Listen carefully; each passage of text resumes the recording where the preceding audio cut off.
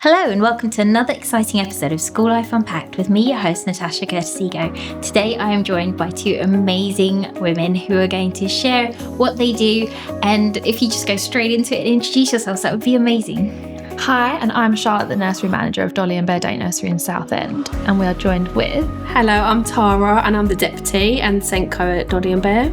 So Dolly and Bear is an early years setting, so could you tell us a little bit about it and when you started?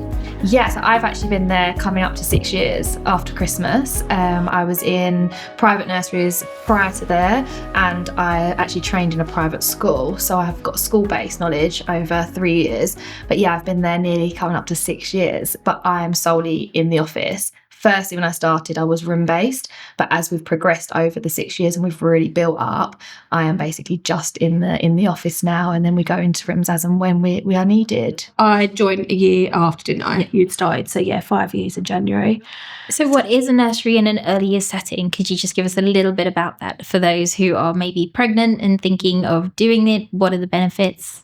So our setting's very open-ended play, it's very within the moment, but with a kind of curious approach with regards to where the parents are going with their children. So some parents might have really strict routines, some might have kind of free routines and they're not too fussed what they do as long as they have like a really good time. So what we try and do is we're home-to-home based. So what that means is they can come to us with a very strict routine and we'll try and keep to it as much as we can within reason. Or you can come and just say to us, as long as they have fun and a great time. So for us, I think as long as we're following all policies and procedures, but the children are kind of having a good time, they're getting all the benefits they need. And then, my team are supporting them as well as they go through the years.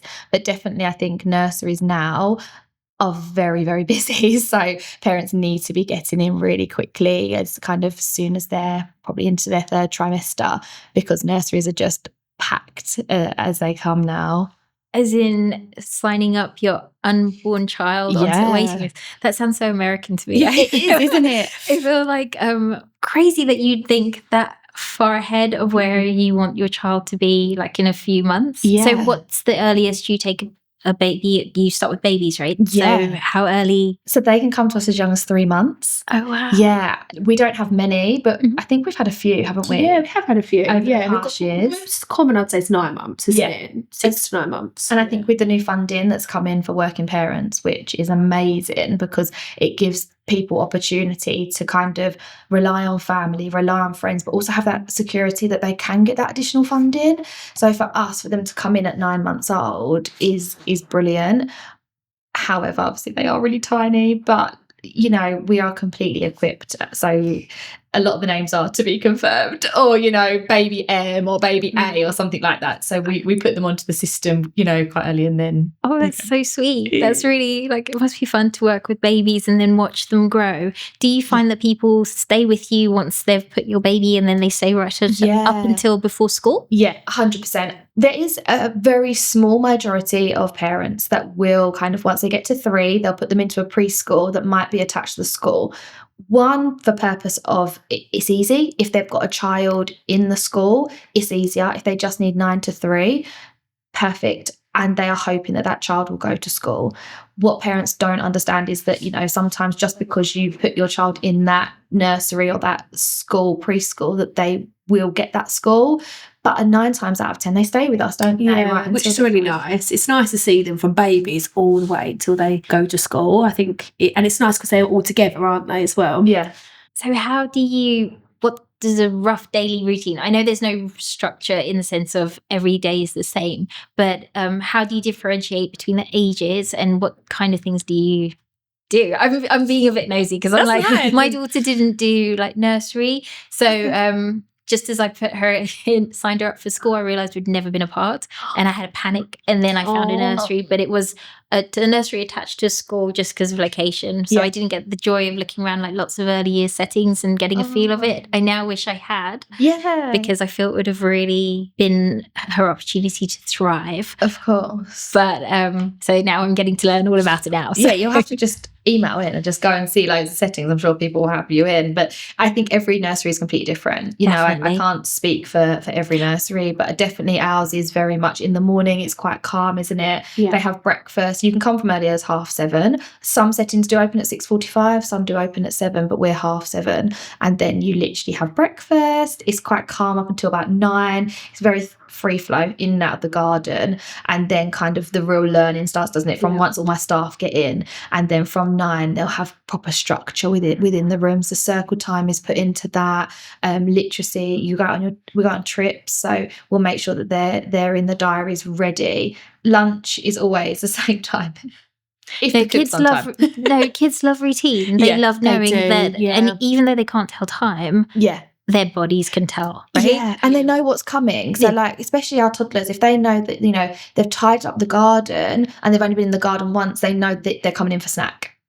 And the same for like lunch. If they've been out to the garden for the second time and they're tidying up and the whole garden kind of goes away, ready for the afternoon setup, they know that it's kind of lunchtime. And they start to get that routine from very early on. So even in our second room, so when they're kind of 18 months to 2, even within that room, if they know they've gone in the garden or they've come back from the library, they'll know that they've had their snack out. So then what they'll do is they'll have their lunch next time. So that is kind of how it runs within the morning. And then it's sleep time. So for us, sleep time is critical for the children, you know, and some parents opt in, some parents opt out. Some parents, you know, like we said, we're very home to home. So if they sleep at 9:30, 10:30, that's no issue. But a lot of them fall into our routine of co-sleeping all together. So that normally runs from about 11:30, doesn't it, lunch? And then that's normally about 12. 12, and then that will run straight through. You know, some are waking up at 1, some are waking up at 2, 2:30, but then they then go. And then it's kind of like a full circle again in the afternoon. So then we, you know, set up the room, but everything is child-led. So the activities are off the back of the children's interests. And I think it helps settle, doesn't it? It helps settle them quicker when they have that routine, I find. Definitely, yeah. So Tara, tell us, what do you do? So if you're in the office, Charlotte, what do you do? So I am also office-based. I wasn't, when I first started, I was in the baby room. So I got employed as baby room supervisor, weren't I? And then, once I had my little boy and came back, I actually was office-based because we're just so busy. So I just need to help Charlotte do a lot of stuff because to take a bit of the pressure off her. But I still do Senko. So I still go in the rooms a lot. I try and see the children as much as I can, and in the evenings I find, because I do 4 long days, I try and join in the evenings just so I get to see the children as well, or if member staff are off sick and things like that, I cover. But I am office based, but I do like ISPs for the children, I do meetings with the parents. For those of us who don't know what Senko is, if we need to, what is Senko? So Senko is just basically helping children who need that extra support. It could be anywhere from like just speech and language all the way through to having a diagnosis of autism or things like that. Some children start with us, we've already like diagnosed, they sort of, parents sort of tell us, don't they, already, or other parents are actually unaware, and then when they start, it could be, you know, key workers coming to me saying this child, actually I'm doing reports and, you know, they're not meeting their milestones or they're not speaking, or it could be physical, we've had that in the past as well, where they're not walking and they're like over 2 and things like that. So it's just sort of getting that support in place by professionals, as well as working with them at nursery, which I think is really important. Like some of our children with us 5 days a week. So I think for us it's making sure we have everything in place. So we do targets every 6 weeks with the children who need the extra help. And then that can be me coming in, it could be the key workers just doing it in every day. I think sometimes you don't realise how much you do with the children anyway in everyday practice. But sometimes it's just that extra support for them. And then we get obviously the early years team come in to help us support the children as well. They might give us ideas and things like that. So the other day we had someone come and do what's that story called? The sensory story. The sensory story, that's it. Yeah. So What's she came and showed. Story? Sorry. It's so good. It's so good. I just think if you're intrigued as an adult, imagine how amazing that is for a child. Blown away. So it's so good. It's like basically using props to read your story. So she done one about weather. So she had like a spray bottle for the rain. She had made a big sun. She had like, you know, the rainbow sticks you get. She had them for the rainbow. It was just really good. And it's just making the children engaged, especially children who have like sensory where they find it hard to concentrate and things like that. And it's quick and short. So it could be up to 30 seconds all the way up to 5 minutes, whatever that child needs. And you could do it 1-to-1 or in big groups. But if you haven't seen them, definitely there's a few pages on Instagram and stuff that show them sensory stories. So yeah, it's really, really good. And so you can do them anywhere. yeah. So if you've got something like going on a bear hunt, you just get the trays. So We you done it in could the do garden, like, didn't we? so we do like the muds in one, and then you might do a little bit of blue gloop for the river, and there's all different things. You might get pom-poms, white pom-poms for the snowstorm, or like a bubble machine or a snow machine. So it's really doing physical things rather than sitting there reading a story, because stories are so important. Don't get me wrong, bedtime stories, amazing, and we would never say they're not. But if you've got time in the day where you could just do something, so especially now with the weather that it's like, and you could just do something so easy and simple that you've probably got at home. You know, we used to use, so back in the day, many years ago, you'd always use, like for dessert, Angel Delight.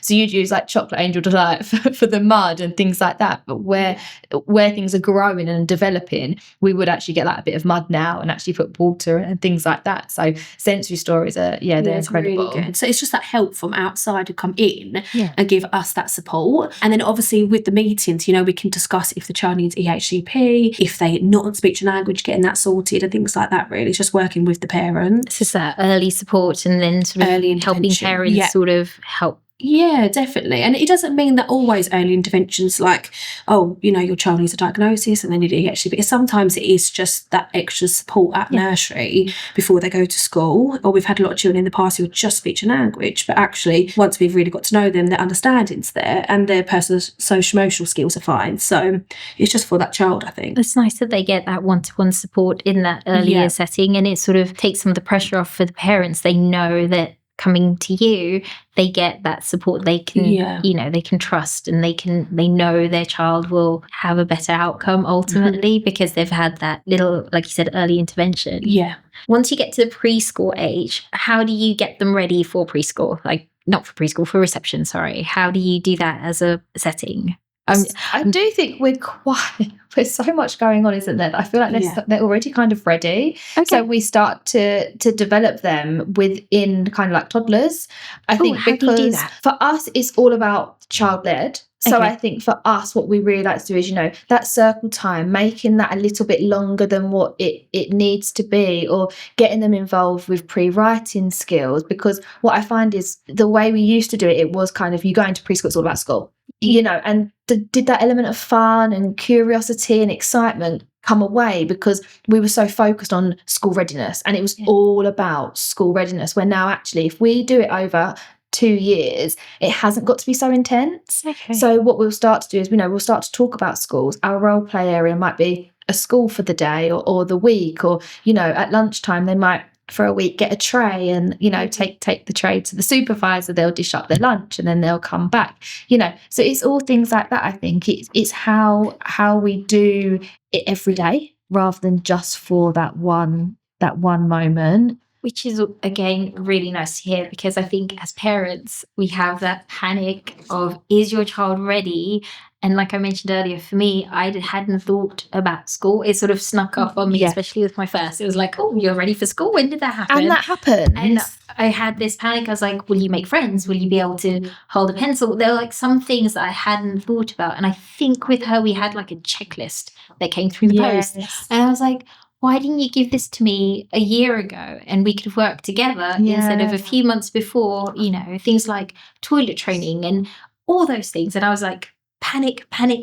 Most she could do, but some things I wasn't sure and other things I hadn't thought of. So it's nice to know that it's a gradual process. As well, what I think we forget is that they are children, and, you know, going to school is huge. Us starting new jobs is huge. So any milestone or anything you achieve in life is such a big deal for children and for adults. So if your child hasn't gone to a setting or hasn't gone to a preschool, and then you're like, oh, actually, it's Operation April. We know what school you're going to. This is going to be your uniform. This is what you do. You now go there for 5 days a week and I'll see you in the holidays.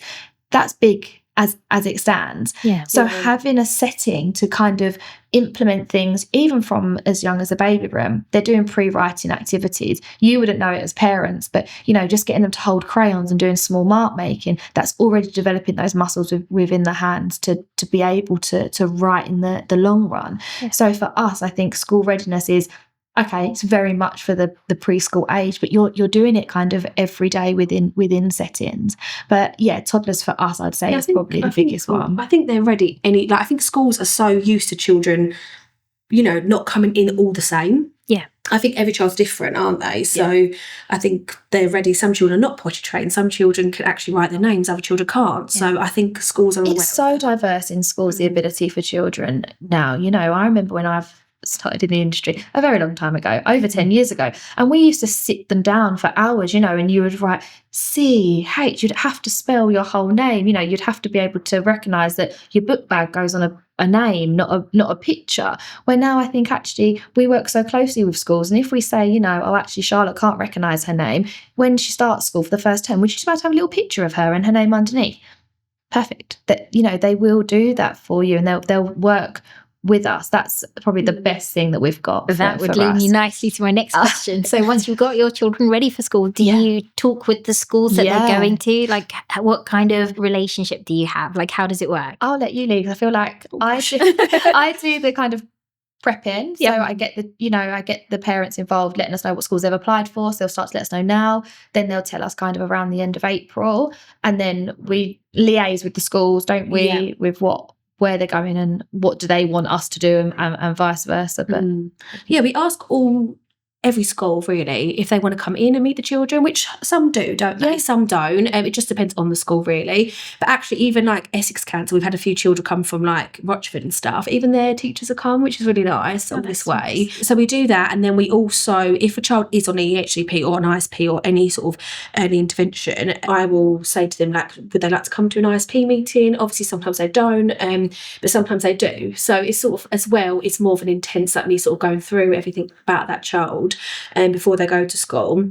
And we also do offer for us to go with them. So if they want us to go to the school and do, sometimes I feel like children are quite different with their parents, aren't they, compared to early. So sometimes it's nice for them to come in with us, because they have that person who's reassuring them, but also they can be a bit more how they're going to be, without their parents there. So we do offer that as well. If the parents want a key worker to come in, or it could be me or Charlotte or whoever the child or the parent wants, really. It is nice when they come in, because all the children just love a visitor. So the teacher comes in and they have like all 20 children around them. So sometimes we kind of have to say, we've had a great visit, you coming in to see the child. However, there were so many children, would you mind if we bring the child to you, or you come back, and we'll make sure we've got a few activities out with just a few, because we find that a lot of our children go to all different schools. There isn't a collective anymore. We've got a school right behind us, but not a lot of children go there, because nurseries are so full now that we're getting parents from Wakering, we're getting parents from Rochford now, we're getting parents, some are from Wickford, but they work in Southend. So it's really hard, where before they all would come as a collective. So, you had your nursery and they'd always go to that school. Yeah. So now we try and get them to come in as much as they can. But if we can go to them, which, to be fair, schools like it, we go in and we have a great time, and then we come back and we talk about the school and try and get their book bags ready and things like that. But I think parent partnerships with nurseries and school is a big thing that's on the rise. Yeah, it's nice to know that your child isn't going from one place to another and there's no connection. So you know that your child's history, how they behave, what they like, the school's going to have some kind of understanding, instead of them just being a fresh face and them having to learn everything from scratch. So it's nice to know that the nurseries and the schools support each other in that way. It's quite sweet. It's very kind of wholesome that we can call the school. So they leave in the September, and then what they do is they then they go to school in the September, and then I normally give them 4 weeks to settle in, and I will ring and say, do you want us to come and visit you? How are they doing? Or do you want to come see us? Is there anything you want to go over? And vice versa. So it is nice that we still catch up. We've had children that we've had to actually support throughout the October half term. So October term, sorry. So Tara will go in, especially the children that have got the additional needs. She might do a whole term of just going in 1 day a week just to see them, just for that familiar face, and then kind of go on from there. And normally we say by the October half term we can't really keep going in, but we'll try and support them as much as we can through that first term. Like, I keep saying the same thing, but it is really nice to know. It kind of feels reassuring as a parent. Like, you sort of know your child is in safe hands, and that as they take that big step, they've still got like that support network. That you don't just close the door and say, it's such a big change for them, isn't it? Because and us, we do cry every year. Every year we cry. I imagine, especially if you've watched them grow and then they're taking that big first step. Yeah, even this year, the children that have, I would probably cry about it now if I could, but the children that have just gone to school this year, a lot of them are our first children. Yeah, we've had at Dolly and Bear. So, you know, they were babies with you, weren't they? And then back then, you know, where it was COVID. And we had a few last year, didn't we, as well? So, but I think this year was the main. Yeah, there was those awful babies. They all went to school and we was like, oh my God. And a lot of them done 4 or 5 days. That's a long time. Yeah. You know, we do 10-hour days. To have children with us for kind of 30, 40, 50 hours a week, and then they go off to school and you're like, oh, you know, and you see them a month later and they have no idea who you are. Yeah, or they're not bothered by you. Or they're not bothered. That we might pop into school to see someone or go for a meeting. We're like, oh, hi. Like you went and saw one the other day, didn't you? And he just was not bothered. He was just like, and that was that. But I was more excited than he was. No, but that's what you want. That means you've managed to nurture that child to be independent and confident and feel good in their new setting. Yeah, I feel like sometimes you want them to miss you, but you don't really want them to miss you. It's that balance, isn't it? Definitely. So you're Ofsted rated. So what does that mean, and how does that impact on how you deliver your service? We stand at a good at the moment, so that it changes. So it's every so many years you will get kind of inspected. Managers will say all different things. Some people will say, oh my gosh, we hate it when Ofsted comes. It's so stressful. They're sitting there kind of, it's like when you have an exam, you know. From a manager's point of view, and any manager that's listening will know it is terrifying because you put all your faith into your stuff. There's nothing you can do. So when I had my first Ofsted as a manager, I was like, I can't do anything. I just have to pray that everything that me and Tara of a team have done and have supported our team and trained our team that will work today, you know. It's actually harder, I think, it's to watch harder. it. And that seeing them all nervous and having to. And your staff are, you know, every staff gets nervous when it's Ofsted because you're under pressure, you know. So you're doing your everyday, which is fun, exciting. You're teaching these children, you're caring and loving for these children, but then you've got someone sitting there with a laptop, you know, watching you, making sure you do everything right. So for us as management, I think it's actually really quite hard to watch because you just want to go in and be like, it's okay. See, I was in the room last time, so I think for me this time would be harder. Yeah. Because I'd be like where you were last year, so I was sitting with you like, oh. Every time she kind of went in one room and came out to go into another room, the inspector, I was like going in and was like, are you all okay? And they were like, we just don't know if we answer the questions. And I'm like, Ofsted are there to support you. Don't get me wrong, when you aren't following requirements, they're going to come in hard on you. But of course they are. They have to. That's their job. And we have to make sure these children are safe and secure at all times. Ofsted is under pressure at the minute, I think. I think they've got a thing about them at the moment that everyone is worried when they come. I would love the narrative to be turned. I would love for that to happen. Is that ever going to happen? I don't know. Because I know if someone comes in and inspects me, I have that nervous and I'm like, oh my goodness, you know, your back goes up a little bit. But for us, the service that we provide will always remain the same, you know, and Ofsted will see that. So when they come and they see your setting, I think people just need to remember that they're there to support. They have a job to do, as much as we have a job to do, as much as me and Tara as management have a job to do. But for us, I think we are actually going to be due soon. So we're in that process of saying to the staff, you know, let's prepare ourselves because you do, even if you went to anything and you was under evaluation, you know, and you want to do the best. And I think that's the thing, when you're a practitioner and you're under that pressure, you want to do the best. Yeah, and you know that staff know everything. It's just on that day, isn't it? I think you get nervous that they'll get scared or they'll forget because they're under pressure. Yeah. When I took over the setting, we were sitting on a requires improvement. We was, you know, we'd been inadequate. They'd worked their way up a little bit. So to go from that to when we got a good, we had to put the work in. You have to, but the outcome is amazing because we had hardly any children on roll. We wasn't very established. You know, we just had a really good, strong team, but we wasn't able to share that with anybody because Ofsted hadn't been in yet. So when Ofsted come in, we had a job to do, and we was like, you know, let's shine and show everyone what amazing work we've done. And I just, if I could say anything to anyone, is just read the Ofsted inspections, read them, of course, and take notes. But when you go to shower rounds or setting in, quiz them, speak to management about them, because they're only there for 8 till 5 or 9 till 3. It's not a full day. It's not a whole week. So what happens in one day can be completely different to what will happen tomorrow. And I suppose working with children, it is very different every single day. Yeah. So on a day Ofsted comes in, it reflects that day. But like you said, the next day may be slightly different. Yeah. But I think the nice thing having an Ofsted rating is that it means that someone has come in and had a look and liked what you've done. Yeah. And they can see how well and how amazing your team is working, to provide a good service. And I think that's what as parents we look at. We look at the Ofsted, we appreciate that, okay, it's just one day, but we kind of have the idea to get to that one day. Yeah. Everything has to kind of be working prior to that. Yeah. Well, I was getting quizzed, every shower round that I had when I first took over, they wanted to know everything.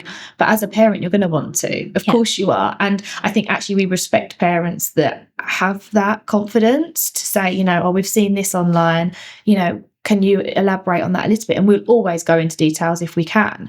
And I think that is what settings are starting to do now, that actually if they have got these little kind of negatives towards their Ofsted, you can elaborate and you can say, actually, this is actually what happened on the day, for whatever reasons, but this is where we're at now and this is what we're doing moving forward.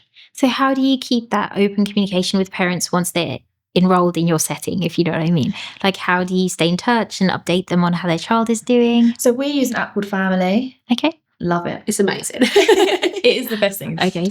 I want one at home to communicate with everybody. So you can do everything on there. So there's my side of it, which is, your enrolment, your policies are on there, the procedures of how the nursery is run is on there, everything you need kind of for your invoicing, how you pay for the nursery. So that is on there. But then you've also got the amazing side, which I think is fantastic, which is you can keep in touch with the children, the key worker all day long. So it's a bit like social media. You can email me, but with Family, you can just message. Okay. You can post a quick news feed. So this weekend, you took like a bear home that we have each weekend, and the parents can upload what they've done. Okay. So we can then talk about that the next day when they're in. So you've got that side of it. You've also got their development side.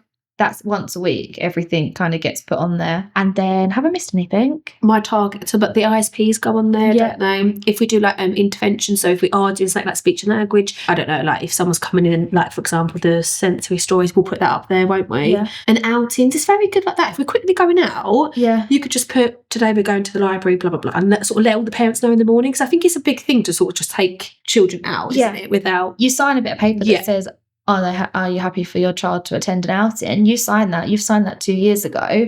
Yeah. And then all of a sudden, you pick your child up and bob into the park for the day, and you're like, oh, hang on, I didn't know. Yeah. So it's amazing that you've just got a quick news feed, photos gone on there, and then daily activities. So daily activities is quite intense for any child kind of under 3, because you get how much they've eaten, what they've eaten, what bottles they've had, how much water they've had, nappies, if they've visited the toilet, so everything you need to know. Sun cream, if they've had nappy cream put on. Accidents and emergency procedures are on there, so if an accident does happen, touch wood, it doesn't, but if it does, you've got that. You can take the app and you can go to A&E, you can go anywhere. But also as well, you can look back if your child's had an allergic reaction on their way home from nursery, you can see what they've just eaten. So everything is on there. Years ago, you'd get a slip of paper that would say the child's name, what they've eaten, how many... Schools still do that, don't they?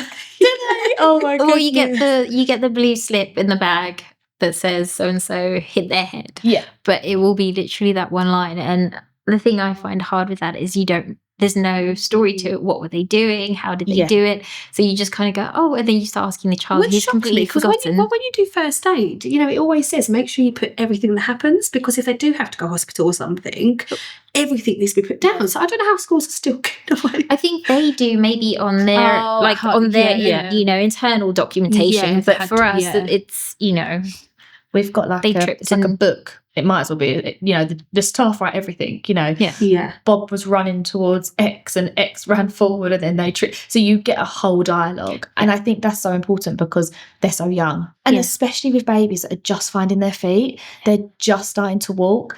they will topple over everything. They will bump their lip. You know, the amount of times the girl's like, oh no, you know, they've slipped and they've caught their lip with their tooth and things like that. You know, as a mum, you're going to want to know what happened and what are you actually doing to protect them. Yeah. So a lot of times we'll say, you know, actually you've put them in socks. They keep slipping. Can you put them in grippy socks? So it's really good a reflection tool for us as a team to kind of fathom out what we can do to risk assess what's going on within the rooms. So how do you allocate staff to, because you mentioned earlier you have rooms, so I'm guessing rooms are age, like where you have your circle time in age. Is it divided by age? So it used to be, didn't it? Yes, so no longer? for years it was very much, you had your babies, you had tweenies, you had toddlers and you had preschool. That is always the way it had been. About 2 years ago, year and a half ago? 2 years. No, 2 years now. Wow, we actually changed it. So you have baby bears, you have little bears, you have teddy bears, and you have honey bears. So now it goes on ability. It goes on your child's development. So upstairs on the whole floor is a 1-to-3 ratio. So whether your child is 3 months old or your child is nearly 2, they will stay on a 1-to-3 ratio across the whole room. So if we've got a child that actually comes to us at 9 months, fully walking, you know, they're really, really hitting those milestones early, it's actually beneficial for that child to move into the next room rather than thinking, okay, actually they're not 18 months yet, or that, you know, we can't move them 3 months early because that is tweenies and a tweenie room is from 18 months. So for us now, we don't actually have an age on the room. So for example, we've got a little girl who was upstairs. She's not 2 yet, really into potty training, climbing everything, has been in the upstairs room now for nearly a year, a long time. So we was like, time to move her downstairs. So we haven't, where if it was tweenies, we'd be thinking, actually, we've got to wait till she's 2. Oh, I see. You know, so we then will take that ratio down downstairs. Our ratio goes lower down. So what we'll do is we'll make sure that we can put her on a 1-to-3 because she's not quite hit 2 yet.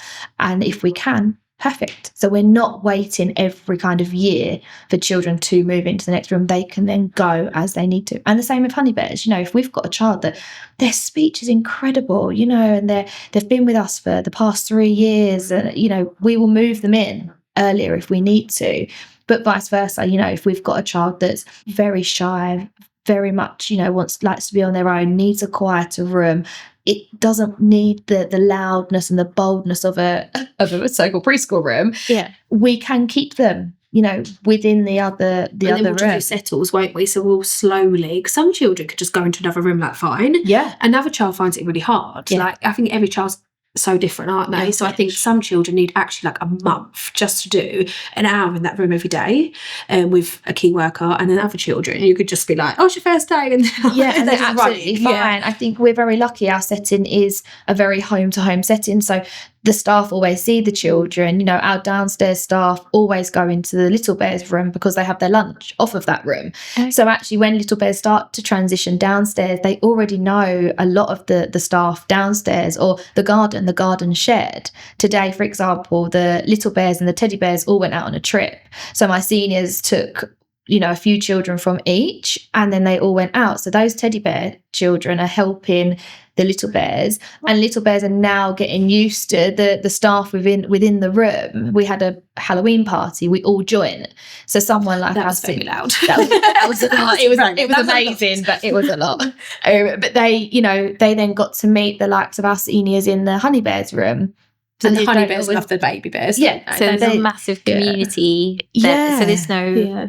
There's no divide between the rooms, you know. And it's also what parents want. You know, I've had children who, you know, they're maybe completely non-verbal, things like that. They're, I'm really scared about them going up. And I say, look, let's just do it slowly. Like, if that's what you want, I'll go in there with them. We'll do an hour, or the key worker can go in with them. And then actually within like a month, they're like, no, just put them in. Like, they're doing so well. Actually, I'm not worried now. So I think it just depends on the parents.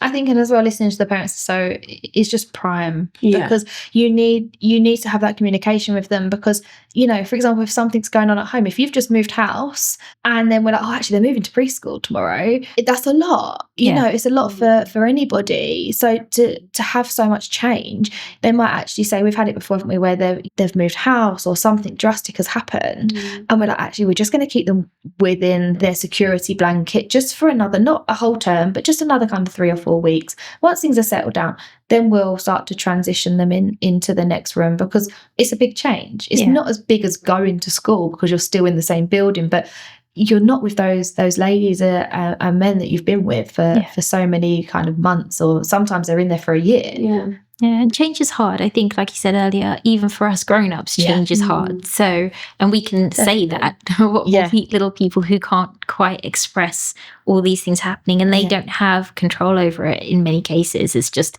happening to them. So being able to support them and see that actually too much change in one go might be a bit tough. So let's do it slowly and get them used to it. It's nice. And I think communication, we have the app, but it's so nice because we have an open door policy. So in the evenings, you pick up from the rooms. So if a parent needs to quickly chat to you about a situation or something that's happening, or just to be nosy, what's happened today, they can. You know, so we've got that line of communication. I think that's so important, especially with the babies, and then moving rooms, because you might actually decide, okay, well, they're going into Little Bears now, so let's drop the bottles, or let's drop a nap, because they're getting that little bit older. So to have that communication as they go through the session, I think is really, really important. I liked what you said earlier about how it's a home from home. That's a really nice feeling, to know that your child is going from home, where you look after them so carefully, to another setting where they're able to be looked after so carefully as well. Yeah, and I think we thrive on that. Yeah, and we try to make it as homely as we can. So our setting is a very homely kind of feel. You know, we're lucky that we have such an amazing setting, but at the same time, we want to make sure, like, we've can't physically lower the ceilings, but we've hung things from the ceiling just so it's a little bit more cozy, and they've got cozy corners. So if they want to just take themselves just for 5 minutes, you know, if you're used to spending every day at home, you know, on your own working, and then someone says, actually, you've got to go into London 5 days a week and work in an office full of 50 people, you're going to be like, So it's the same. It's the same when a child goes into setting. You know, you've been at home with mum or dad or nana and granddad, but actually you now go into a setting 3 days a week for 10 hours. It's busy. You know, it is a little bit louder than what you're used to. You know, when you have that cuddle with nanny on the sofa and you both have a little nap together watching TV, you know, you don't have that now. It's so different. So to have those areas within the rooms where actually a child can go into like a little sensory den, and the staff know that the process of kind of what's going on, and they can get in there, have a little cuddle and read a story. I think that's really important, and to have that home-to-home feel. If you were to encourage parents, because I'm guessing that you're very pro earlier settings, what would be the things that you say to encourage them that it's actually a really good idea? I know we can't like force people to put their kids into settings. I don't mean that. I mean to make them feel reassured that actually, if I've decided to go back to work a little bit earlier, my kid is going to be fine. What would you say are like the pros of an early year setting? I think the pros are the fact that, you know, you're not in this job because, you know, it's the most amazing, well-paid job. That's not the case. It's the fact that actually the staff are very loving, they're very caring. You have to be in this job if you have passion and you have that, you know, I want to prepare these children for school. I want to see what amazing activities I can get out of them this week. You know, I know Ben's going to the zoo on Tuesday, so let's make sure we have a zoo activity. For parents that are looking to go into settings, it's hard because you're putting your child with someone that you don't know. You meet them, I do a show around half an hour. You don't know me. You know, I can turn around and say, oh, I've got first aid and I've got all my DBS checks. My staff are brilliant. So for me, I do think, you know, when parents go into the settings, you've got to have that, I always call it like the tummy feeling. You've got to have that kind of energy where you think, I can leave my child here and be happy. I can go to work. See, we're very lucky, you know. The setting we have got an online app. So the parents can sit at work. You can flick through it. You get pictures every day, all day. You know, you get a lot. We've got CCTV. There's no blind spots. I can sell you everything. But that doesn't mean that a parent's going to be happy to leave their child because, like I said, they don't know us. Yeah. But what I can say is that people that are in this industry are in this industry for the love of children and their development. And, you know, I've worked with loads of people in this industry over the years. Combined, me and you have been in the industry combined just under 30 years. Yeah. And the people that we've worked with, there's no one that hates their job. There isn't. there's always an element of like, oh, you've got to work today. Yeah. But everybody has that. But there's not an element of, oh, just let them get on with it, because you do the industry, because you care for children. You love them, and you care for them. You want the best for them. You want to look at that child and they go to school and go, we done that. And I think parents need to feel not so guilty leaving their children. Like, that's I left my son at he was just turned 7 months. So he was little. But I look back now and be like, actually, you're doing the best thing for what you have to do. Not every parent has to, but if that's what you have to do, you shouldn't feel guilty, because I think they're having a good time. They're seeing other children, they're being loved. And I think the more people who can love your children, the better. I think, personally. And also, I suppose they're doing things that maybe you wouldn't have been able to do at home. They're going on extra trips, they're getting to meet other children. I've worked in early years for over 10 years, and there's still stuff I don't do that I've always done in early years with other children. So it's just one of the things, you just don't have the time at home, or you just don't have the stuff that we have at nursery. And I just think parents need to definitely feel not so guilty. And we find that parents say to us, we actually value our time with our children more. Because they're not with them. So say you're not with them, kind of, a lot of our children do Monday, Wednesdays and Fridays with an additional maybe Tuesday. So they do a good 3 or 4 days with us, some do 5. So if you think you're not with your child all that time, then the weekends are so special. So actually you find that you're going out and you're doing more, and you're so invested in the weekends. So for us, we're like, whatever you do, let us know, because we will always then implement that in their learning. So, we have like family books, and we always say, like, bring photos in, and we'll stick them in the family books, and we'll talk about what you've been up to at the weekend. So we're still allowing the children to kind of always talk about what they've been doing, and same with the parents. And I think that is, especially first-time parents, it must be so hard, to have a baby, to go through all of your kind of maternity appointments and do all that. Then you have a baby, and then you have a deadline, because you're going back to work. And then not only have you got to fall back into a work routine, you've also got to fall back into an actual whole different life routine of getting up in the morning, getting the bag packed, taking your child to nursery. Are they okay? Are they well enough to go to nursery? Oh my goodness, if I don't drop them off at nursery and they're off sick again, am my work going to be okay? So it's knowing that actually the setting is right for you. I think that is very, very important. And I always say to parents, if they say to them, are you going to any other nurseries? And parents go, I don't think so. I think we're happy. We've seen you first. I always say, please go and see other settings. That is a big thing. I always say, don't know. I think you need to, because everyone has different preferences. You see what I mean? Some people think, actually, my child will thrive from a school that's a pack away. I think every child's different, and I think every parent have preferences, don't they? So you need to look everywhere. And I do think you need to be prepared. So when you go to show arounds, ask questions. Ask 100 questions. Google questions if you need to. Go there with a lot of parents, especially first-time parents, we say, have you got any questions? No. And I'm like, are you sure? They're like, oh, no, we haven't. It looks very lovely. But then we have other parents that are like, okay, this is what I want to know. This is what I want the outcome to be. And this is what I am that parent who just agrees. And I'm like, yes.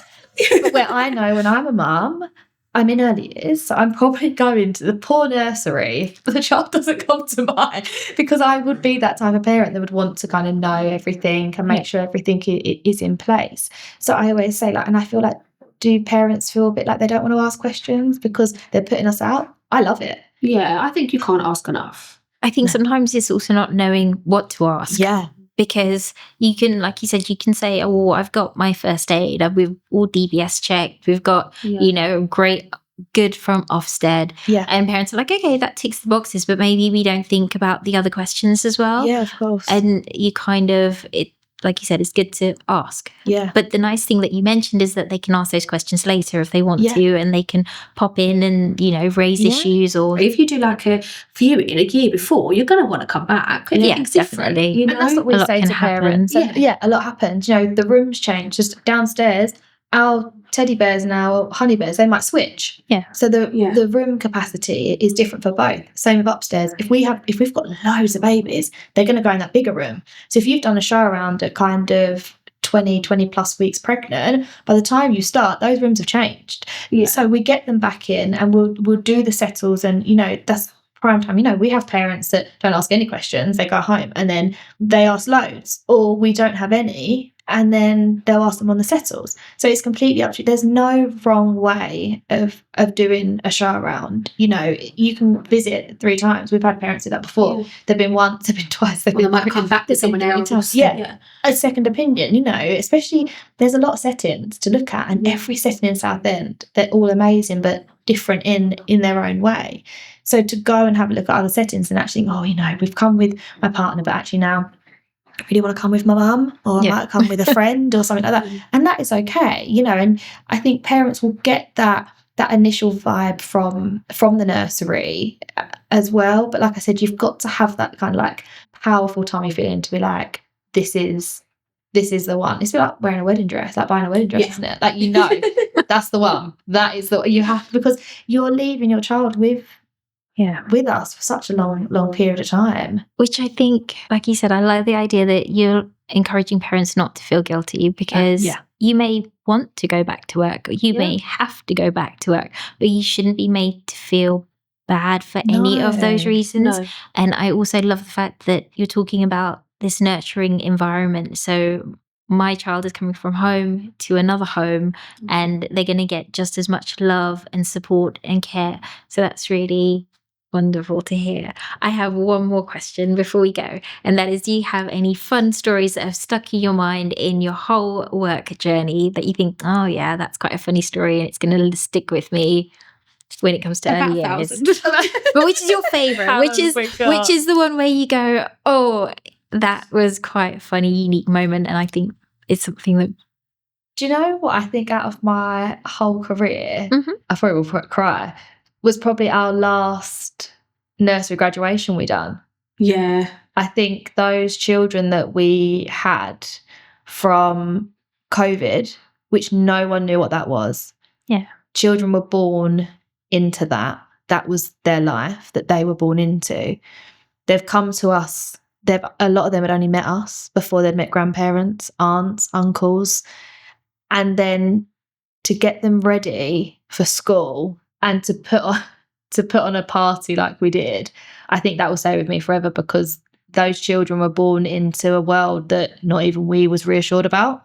So I think for us, for me, definitely that is... It is when you do the big events, isn't it? It's like the stressfulest time. Yeah. Like you do the Christmas one and you walk out and think, get me a glass of wine. Yeah. But I think they're the memories you always remember. But that is it's probably not the funniest, but it's the most wholesome for me. Yeah, I think definitely. That will, you know, I've done 10, 11, 13 graduations over the years of children going to school, but I feel like having those children with us in such uncertain times that no one kind of knew what the outcome was within life at that stage, to have them with us, to get them to school and be like, they are so ready, they are so well done. And I do think, I don't know every nursery, but from us, we are like, we do have fun, don't we? Like I think all the staff together, we do. And I think, like, you know, like for example, a girl the other day, she fell over, and everyone's just like, you know, we have those memories as well, I think, as a team. Yeah. Where it is like, you know, it's like you're all sisters. One day you're all like,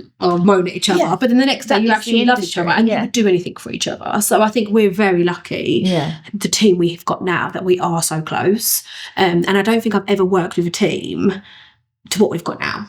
No, Never in my whole industry. We're that close. Yeah. So I think that's really nice. And I think everyone's so different, aren't they? But we've always got each other. So I think that's definitely something. I think even in like 10 years' time, I'll look back at the team we've now. Yeah, 100%. And that's lovely, because if the team are happy, the children will be happy, because there's that harmony that throws through, right? Definitely.